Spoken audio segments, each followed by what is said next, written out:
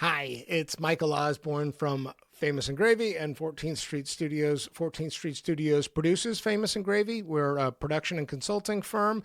We are doing this video series to take people behind the scenes to talk a little bit about how Famous and Gravy came to be. This show has been a real success story. We have managed to bring it to profitability. We have managed to bring serious partners to the table like Wondery, and we hope it can serve as a point of inspiration, a kind of case study for anybody else who's interested in creating their own podcast.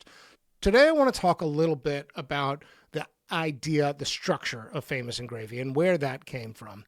Whenever anybody's starting a podcast, my first question for them is always, what are you into already? What are the shows you're listening to? What are you watching? What are you, what are your tastes? I think it's a really important question because, whenever people are thinking about a show, I think there's a part of their mind that's sort of like looking at something else, being like, I think I could do that. And this is one of the things about podcasting is that the really great podcasters make it look easy. I believe that great art begins with mimicry. And when we were putting together Famous and Gravy, there were a lot of shows that we were listening to and thinking, who's doing what? And how can we borrow ideas? There were two shows in particular that really, informed what Famous and Gravy came to be.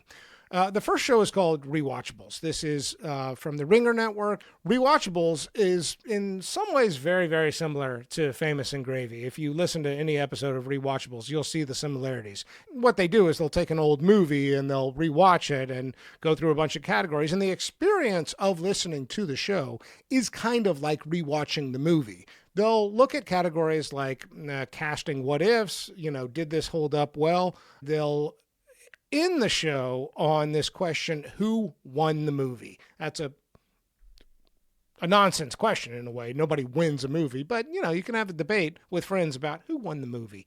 In a way, that's really similar to Famous and Gravy, where we ask, would you want this life? I mean, there is a kind of culmination, conclusion, sense of resolution at the end of the show. So Rewatchables was one point of inspiration. The other show at the time that was hugely influential for us is a show called You're Wrong About. If you don't know this show, what they do, it's a little harder to describe, but basically they take old news stories that are kind of part of our distant memory, and they revisit them and say, your memory of this news story is wrong. It's like, okay, so there's a story you remember, but if I present some new information or information you're not as aware of, then there's this kind of gap between, memory and reality. One of the things you'll hear from anybody who listens to our show is that, the whole idea is to provide a different lens into a biography.